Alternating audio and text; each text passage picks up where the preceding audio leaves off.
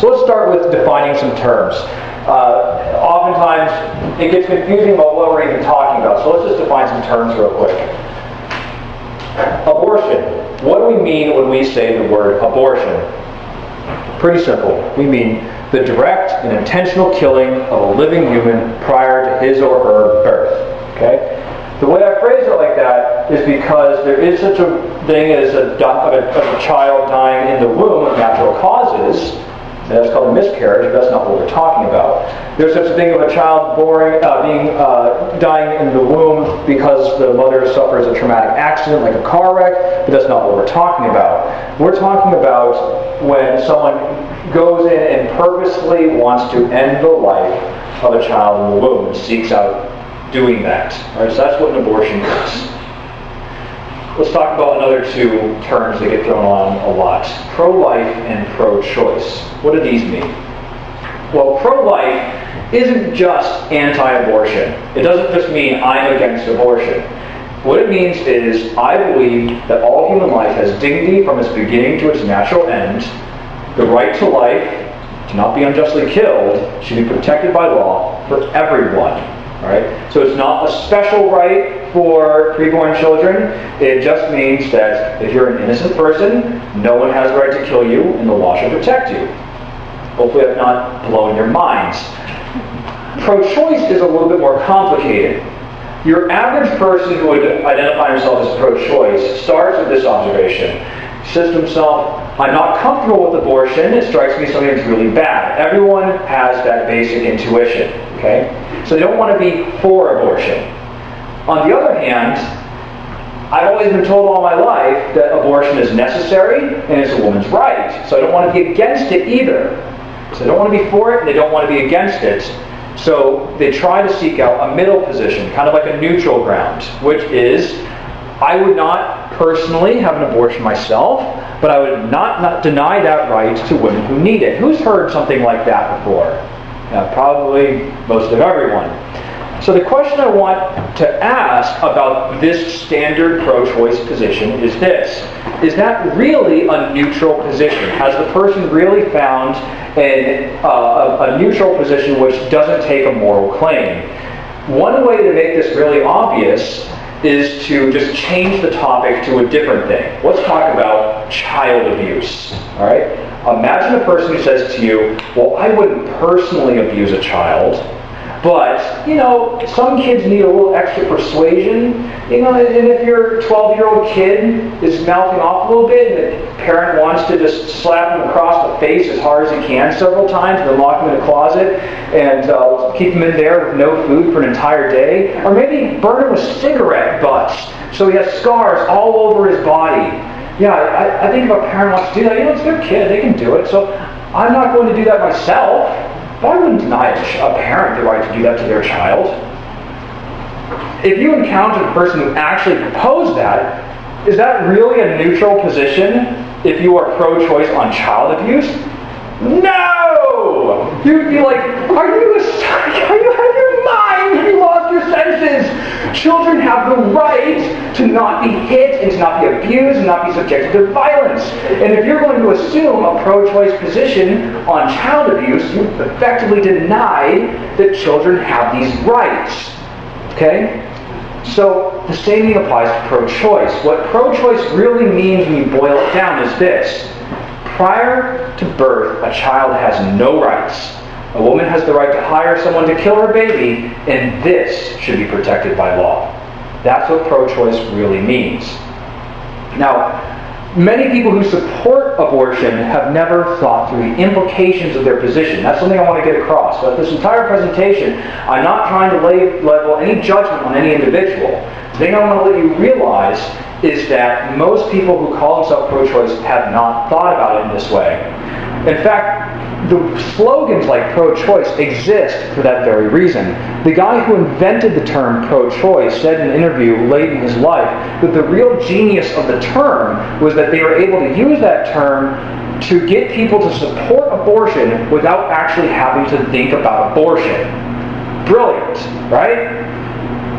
That's because the abortion movement relies heavily upon what's called euphemisms. Now, a euphemism is when you describe something unpleasant using kind of dry or harmless sounding or even pleasant words. It allows a person to talk about the bad thing without actually having to think about it or risk being upset by it. It's like a verbal mask for an upsetting idea. Think for a moment about the word death. We talk about a person dying, we often say they passed away. That's a euphemism. It's trying to lighten the blow of talking about death. Another good example of a euphemism can be found in this really awesome philosophical movie about the value of friendship and family, known as The Emperor's New Groove. And in The Emperor's New Groove, if you remember, Isma, the counselor, at the beginning of the movie, she gets fired. And so she goes, "What do you mean, fired?" "Well, let me see. You're being let go, your department's being downsized, you're part of an outplacement. We're moving in a new direction. We're not picking up your option. Take your pick. I have more," says Emperor Cusco. Those are all corporate euphemisms for being fired. That's part of the joke. It's like ancient Aztec civilization, and he's using 21st century business speak for how she's being fired. But that's what a euphemism is. Right, so the first thing you're going to encounter when you're talking to a person about abortion is many times go throw up these euphemisms. So your task is to use clarifying questions to dig beneath these euphemisms, these pleasant words, and to help the person think clearly about the thing they're describing. Let me give you an example. The right to choose. Okay? Someone says, "Well, I believe a woman has the right to choose." All right. The right to choose what exactly? Oh, the right to have an abortion. Do you know what abortion is? And then suddenly you're talking about the very thing that they're trying not to think about. Or another one. They'll say abortion is to terminate a pregnancy. Oh, what does that mean? What does it mean to terminate a pregnancy? Oh, you mean you're killing. Why would you support subjecting a child to violence like that? All right?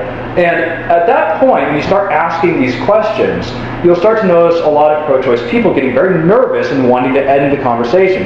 Helping them thinking about this subject often becomes a bit like me helping my dog get into the bath, whereas as soon as she figures out where this thing is going, she's like, "Let go of me, you fiend!" They're like, "I don't want to go there!" All right, but that's what oftentimes happens. The person will do anything to get away from the conversation as soon as they start realizing, "Oh, wow, you're trying to get me to think about this thing that I desperately don't want to think about." But other times, the person will actually try to support their position. That's what we're going to talk about now. We're going to talk about 3 different arguments that are these are like the foundation arguments for the pro-choice position. All right? We're going to look at these three arguments because these are the most three important ones to remember. The first one is what I call the blob of tissue argument. The structure of this argument is it basically starts by denying that the child in the womb is a human. Right? And in the red text, I'm recalling from memory from my many years of talking about these things. These are quotes that people have actually said to me in each case. So we say, "Why should a blob of tissue have rights?" Or, "The fetus is just a part of the woman's body." The argument would also just say that there's only one person to consider. This is just about what a woman does with her body.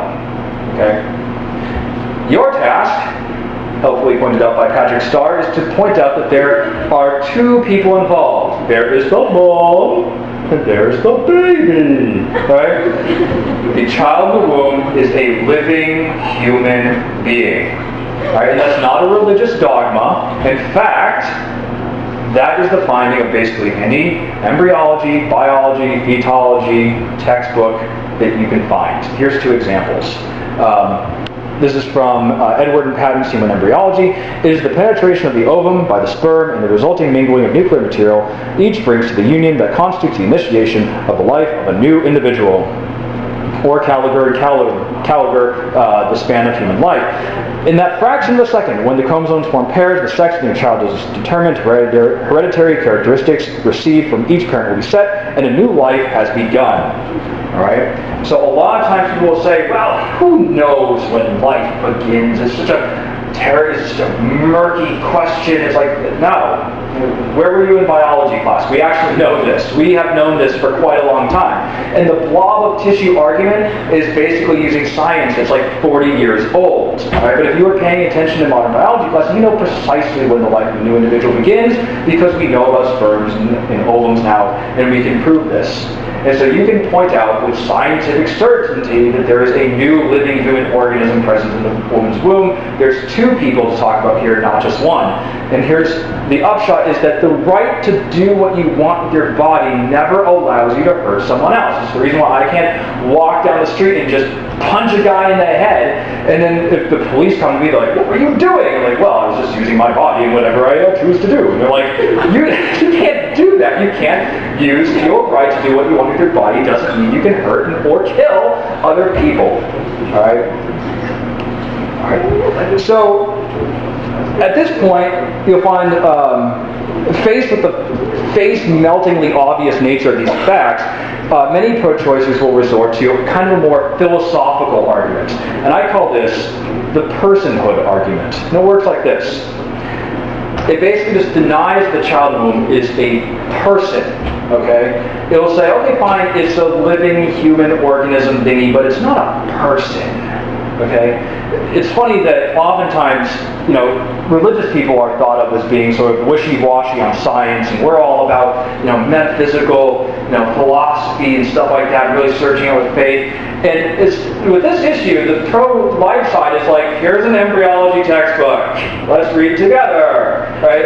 And it's the pro-choice side, the side that usually likes to think a lot about science. It's like, let's reason about when personhood begins, right? So you'll hear stuff like, well, it isn't fully human yet. It's a potential human. Or, at this point in time, the fetus is pre-life. I had a fun time asking the person what they meant by pre-life. Or it can't feel pain, it can't think, it's not aware of itself. So it shouldn't be treated like a real person. And so what Dina, when she was reading this presentation, what she came up with was this very useful acronym, SLED. And what it does is it boils down the differences between a child inside the womb and a child outside the womb into this little acronym here. And what you can do is you just go by one, talk about whether these really make a difference in your personhood or your humanity or your worth or your dignity, however you want to say it. You can go through each one. So size. Does size make you matter more or more of a person? So is Frodo less of a person than Gandalf because he's a halfling? Answer is no. No, he is, despite being a hobbit, he is just as much of a person. He matters just as much as Gandalf. Okay? Environment. Right? The child in the womb has a certain environment. The womb, that's its environment. Okay? And then it comes out of that environment out into the world. But does that change its personhood? Okay, well, does my boy, when I take him out to Cool Creek Park, and then afterwards he comes inside, does that change his dignity or his worth or his humanity or anything like that? No, obviously not. We don't judge people's humanity based upon where they're situated. Dependency. Sometimes you'll hear people say, the baby is still fully dependent on the mother, so she can choose to terminate it. Well, think about that. As you grow older, you become less helpless, less dependent. And at the same time, if you hurt someone who's less helpless and less dependent, it's perceived as not as bad. All right, do you have a question? Skip the L. Oh, don't worry. I'm doing them out of order because they range in complexity. Don't worry, I'm getting to it. I'm doing them in order of increasing complexity. Yeah, I thought about doing that, but whatever. Good question, though. I thought about going in actual order, but we'll get there. But, so, when a person is most helpless and most dependent, that's when we perceive it as being as really, really, really worse to hurt the person. So, if a person just came up to me while I was walking on the street and just, punched me in the gut, you'd be like, oh my gosh, what a jerk, who did that? Right? You'd be really taken aback. But imagine you did the same thing to a 6-year-old boy. He's just walking down the street with his mom holding his hand, and this person comes up and boom, just knocks slugs the 6-year-old boy. You'd be speechless with how terrible a thing you've seen. Because the more helpless, the more dependent someone is, the worse it is to harm that person. So, when a person says, So when a person says, well, the baby is totally dependent and helpless on the mom, and therefore they have the right to kill it, it's like, whoa, wait a minute. So as the person gets more and more helpless, the badness of hurting them gets worse and worse and worse and worse until you attach the magical umbilical cord, at which point, whatever, anything goes. No, it's worse to hurt a person who's helpless. So far from it. The most complex one is the level of development. Right? So they'll say it can't feel pain, it can't think, it's unaware of itself, so it shouldn't be treated like a real person. Okay? Well, think about that. How does this proposal identify your personhood or your dignity? Well, it's based on these things that you can do. Feeling pain, thinking, being aware of your surroundings, stuff like that. And that's where they lodge personhood. All right, well, if that's true, imagine a person who's been sedated into a deep medical coma prior to brain surgery. Does that person cease to be a person? They now have pretty much all the characteristics of a baby inside the womb. They can't think, they can't remember, they can't feel, they're not aware of themselves. So, does that patient stop being a person? Can you go up to that person and just blow their head off or something and nothing wrong has occurred? Absolutely not. Everyone would recognize, no, you just committed violence and you killed a person. Right? So that's one absurdity that happens if you define personhood in that way. Here's another even weirder one. At the moment of birth, a newborn baby is not really particularly having much of a personality. It's not very aware of its surroundings. It's not very intelligent, and it can't really even feel, very much. Its motor skills not very good. But an adult raccoon is better in all of those categories. An adult raccoon, compared to a newborn baby, it's smarter, it's more aware of its surroundings, it even has a bit more of a personality. So, under this definition of personhood, wouldn't it mean that killing an adult raccoon is worse than killing a baby? Like, killing a baby would be only kind of bad, but killing the adult raccoon, because it has more of these personhood traits, would be somehow worse? That doesn't make sense. But that's what follows from this personhood argument. The truth of the matter is, your humanity is not based on what you can do, it's based on what you are, a living human being. That's the problem with the personhood argument, is that it completely misidentifies what makes you a human being, what makes you a person. And what this argument really says is, there are some humans who aren't really humans. They aren't really persons. So we, the real people, can treat them as disposable. Think about all the human rights disasters that have occurred in human history. Just, think about a few of them. Every single one of them is motivated by this argument, where people say, based on this trait, I have declared you not to be a real person, so we get to dispose of you. Now again, I say this not to condemn any individual. The person who proposes the personhood argument doesn't realize the very troublesome group that they're throwing themselves into. The problem, as I said, is that they've not thought about this. But if you presented it like this, if you said this is what your argument boils down to, is you're basically just trying to dehumanize people so you can get rid of them. Isn't that a philosophy that we're supposed to leave behind in the 20th century? Aren't we supposed to be done doing that to people now? Would they change their minds if you presented it to them like this, if you showed the raw form of this argument? Well, a lot of pro-choice people have realized that just dehumanizing people probably isn't the way to go, and so they needed another argument. And this one is called the violinist argument. And it basically works like this. The argument starts with an analogy. In the original formulation of the argument is, decades ago, they started with a violinist. They said there's this famous violinist that has this rare blood condition, and only you can cure the person. You have to hook yourself up to the other person's circulatory system. You have to stay there for 9 months in order to save this person's life. It's the only way to save him. And lo and behold, you fell asleep one night, and his fans all came, got you, and then plugged you into him, and okay, now you're plugged into this violinist. All right, and it says, okay, do you really have an obligation to keep this stranger on life support? All right, and it says, well, no, it would be a very nice thing to do, it would be a very charitable thing to do, but you really are under no obligation to keep yourself hooked into this stranger, and therefore you can unplug from the stranger and cease giving bodily aid to the person vis-a-vis You can have a woman is justified in ceasing care to a baby by having an abortion. That's the structure of the argument. And rarely will you hear a person give the entire argument in that detail. You'll hear something like this. We don't force people to donate their organs, so therefore we shouldn't force a mother to donate her body to the baby. Or you'll hear something like that. Or a woman should be able to decide to cease giving aid to her baby. It is her decision because it's her body.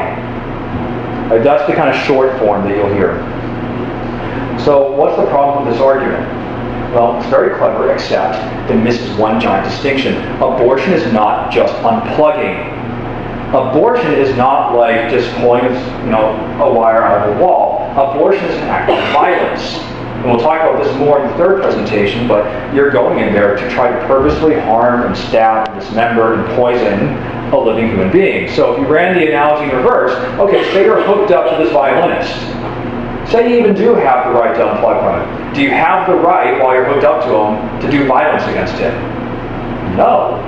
Well, that's more like what abortion is. You're hooked into the baby. Do you have the right to hire someone to kill that baby based on this argument? No, you don't. That's the important thing that's really, really important to relate to people is abortion isn't just unplugging. Abortion is a form of violence. Okay? Let's just grant them that, though, for a minute. Let's just say that, okay, this argument proves, or at best, it would prove that a woman can sort of like just go into early labor and give birth to the baby early. Would that work? Well, the answer there is no. The baby isn't some random stranger. Parents have a moral duty to care for their kids. And pregnancy is basically how you provide food and shelter to the child in the first 9 months of his or her life. So, let's compare it to something else. Imagine you took a kid, your kid, and you separate him from his only source of food, and then put him in an environment where he'll be dead in minutes. That is what the violence argument is really pointing us to. Well, we immediately recognize that's child endangerment, that's first-degree murder, that's child abandonment. We have all kinds of laws against the thing that the analogy is really pointing to, which is ceasing giving basic aid to your kid. So that's why the violinist argument doesn't work. First, it doesn't really justify abortion. And second, it's dependent on this claim that you don't really have duties to your own child. And you do. The law already recognizes that we have duties to our children. So the argument really says, when you boil this one down, is a woman's right to autonomy is so absolute that she can kill her own child or leave it to die. And that, again, is really, really harsh. And a person might be able to stomach, some of the other formulations of the argument I had just a few slides ago. But if you presented the two of them like that, you're like, this is what your argument's really saying. Are you really presenting that to me? Are you really proposing that to me? We would never say this about born babies. If a baby is born, you never say that you have the right to kill that child or leave it to die. Why an unborn baby? So, now I spent years after I finally made up my mind in high school, I spent a long time talking to people about abortion, talking to people about the right to life. I spent years arguing with people. And I'm a very rationally minded person. And so what I figured was that everyone else was too. They were just like me. And I was on this search, on this quest for the argument. I was like, what is your ethical framework that you're fitting into? As I was talking to pro-choice people, what's your argument? What's your justification? I need to understand how you're piecing this together in your mind. What is it that I'm not seeing? Because for me, the logic of it just seems so clear. What is it for you? And I still remember the day when I finally realized, both to my relief and disgust, all the arguments in favor of abortion fall apart after a few minutes of thought. They do. They just do. You never really have to fear any argument for abortion. That you just make a few distinctions, think about it for a little bit, and then you realize, oh wait, this doesn't work at all. No one becomes pro-choice because of a careful study of ethical arguments in biology. Nobody. You're not supposed to say nobody. It's too all-encompassing. It doesn't even allow any exceptions. Here I'm telling you, nobody ever has done this. No one ever studies biology and ethical arguments and really comes to, yes, it all works out. Abortion is okay. No one. People are pro-choice because they have avoided thinking it through. That was my startling, really depressing realization I made after years and years and years of asking people, please tell me how you're doing this. Please tell me how this works together in your mind. And eventually I realized there's nothing there. I'm on a goose chase. Which presents another problem. It's impossible to argue a person out of a position he didn't argue himself into. Alright? It's like, well, at first I wasn't sure about using this picture because it's like, at first I was like, this looks like animal abuse. But then I found this one, and I was like, this shows more like what I'm getting at. You're trying to push an unwilling person. But I put that one next to that one, and I was like, actually now it kind of makes the picture funny because you see what I'm getting at. Maybe disagree, maybe still think it's in bad taste, but anyways, I meant well. People are really pro-choice because of a few things. They want to just ignore the issue. Right? They just want to go away. They don't want to be bothered about it. Or prior political commitments. They're like, well, I'm in favor of this political party and they're in favor of abortion, and so I'm going to be too. Or family and friends or themselves have had abortions. And I'll tell you, I've had people say to me, well, if your position is true, then what does that mean about my sister? What does that mean about my mom? What does that say about me? Alright? That's not a real argument. It doesn't really prove anything. It just shows they're really resistant to where all the facts point because they're so uncomfortable with what it says about what they've done or what their family members or what their friends have done. Or it's the sheer practicality of the thing. They're like, well, what would happen if we eliminated it? There'd be people everywhere. Or sometimes you'll encounter a person who's just a true believer. They just come hell or high water, they're going to be in favor of abortion, and that's that.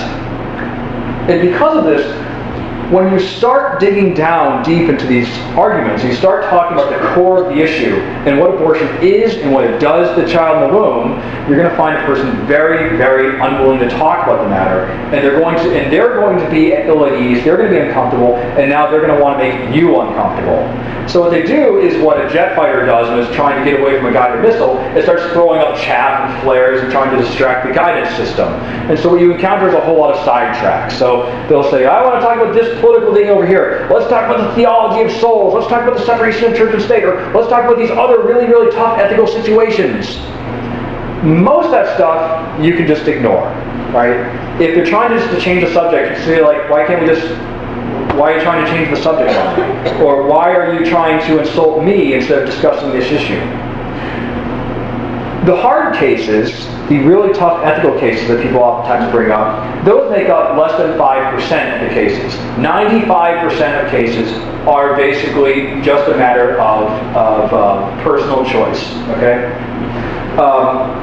We're going to cover those. Those have good answers too, and that's what the entire next presentation is going to be about. But for the most part, you really don't even have to get into those. Make first things first. Make the general principles clear. You don't have to get into the weeds with the person right away when there's this whole other huge area to talk about. Hey, bonus points. Who can tell me who that guy is? Can anyone give me, this is like super nerd points. You? Oh my gosh, yes, Jack Porkins from Star Wars Episode 4. I am so impressed. Yes, he is famous. He is famously the guy who's like, stay on target, and then his X-Wing blew up. But yeah, so that was, I am so glad someone got that. Oh, I'm so proud. Okay, so we're nearing the end, so let's look at some advice to remember. 1. Ask probing questions. People tend not to listen to your facts. If you start saying, here is the truth, right, here's the thing that you need to believe, a lot of times they just shut down. They don't listen. Right? So the goal is to provoke thought. So ask tough questions.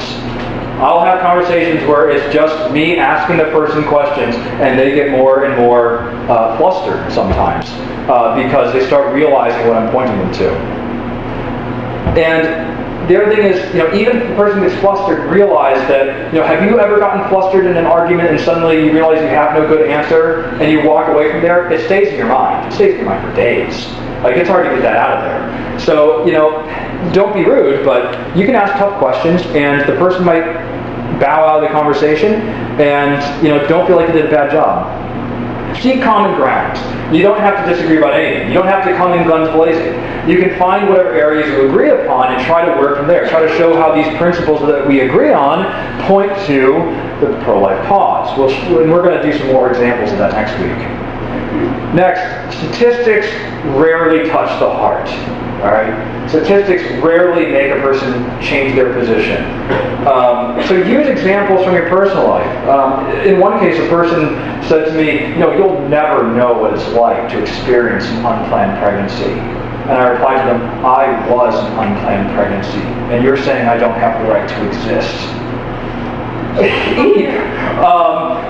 So that was sort of like, yikes. But using examples from your personal life can be a lot more persuasive than just raw statistics, okay? Same goes with emotional words. If you just describe everything in scientific, neutral tones, again, it can go right over the person's head. It feels like geography class or something. So using terms like mean or unfair, or unjust or stuff like that, those sorts of non-technical words are things to think about. Using the language of human rights. Pro-life means you're defending basic human rights for all human beings. And that's one thing that people want. They want to be on the side of human rights. So using the language of human rights is a very important thing to do. Just to recognize, hey, I'm defending human rights for everybody. All right? And then point out, your side is trying to deprive certain people of their human rights. And never go along with dehumanizing words. So pro-choice people will usually always refer to the baby as the fetus or the zygote or it. Right? I prefer to use, the little human being, baby, child in the womb, he or she. Personal terms, terms which emphasize the fact this is a real human being in there. This one's kind of difficult, especially for me. I'm kind of a hot-blooded Irishman. Keep calm. I have to say that to myself quite a lot. Keep calm. Getting angry just doesn't do anything for you. And you can always exit a conversation that you're not comfortable with. So I remember a buddy of mine, he was in a conversation, suddenly there was 5 people yelling at him. 5 people. Kind of forming a semicircle around him. And he felt like he was duty-bound to reply to everyone, and all he did was just get angry and embarrass himself. And I was sort of like, man, if you're in that situation, you can just say, look, I feel uncomfortable, I even feel threatened right now, and I need to back away from this, okay? We can talk about this one-on-one later, not now. All right, that's a good way of just getting out of bad situations. You don't have to do everything. And lastly, never return evil for evil. You're never going to convert people while abusing them. It seems so simple, but that's a fact, is that if you're trying to convert someone, if you're trying to help someone see the light, abusing them is usually not the way of doing it, because they'll hate you and they'll hate everything you stand for, even if it's true. So you can't return evil for evil.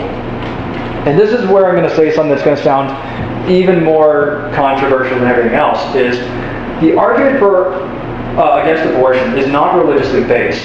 You can enter the conversation and be like, okay, let's even, for the sake of this conversation, just pretend I'm an atheist. Just pretend I don't even believe in souls or anything like that, and let's just talk about basic human ethics and science. You can enter the conversation that way and lose nothing. Right? All you need is basic ethics, logic, and biology. But a person who does not believe in God will oftentimes, they won't be moved. They won't see the relevance of the thing. They'll hear your arguments and they just won't see how it applies.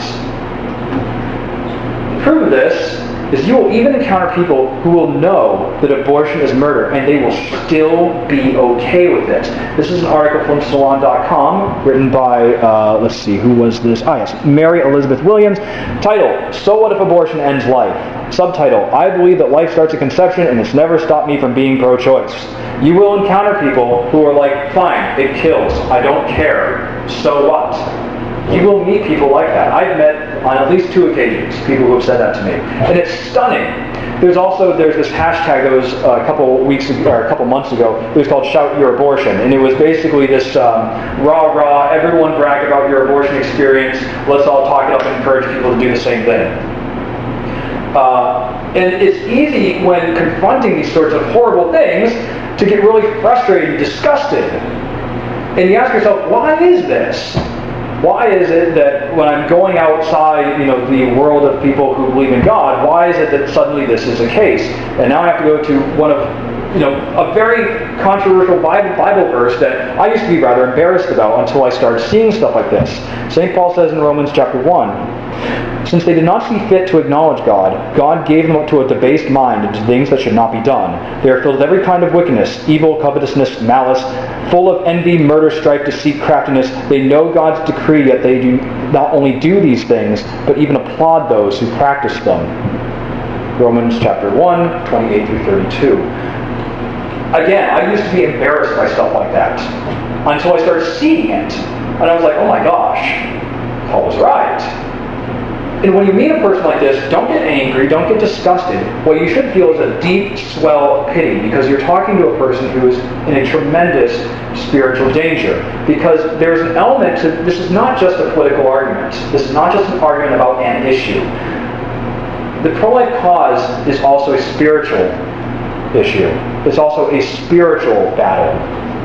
That's part of the reason why you can't return evil for evil, is because then evil wins. The arguments can remove the obstacles to conversion. It can remove these intellectual obstacles that our society puts in place. But remember that conversion is always a work of the Holy Spirit. It's always a work of grace. So pray for people who are in that position.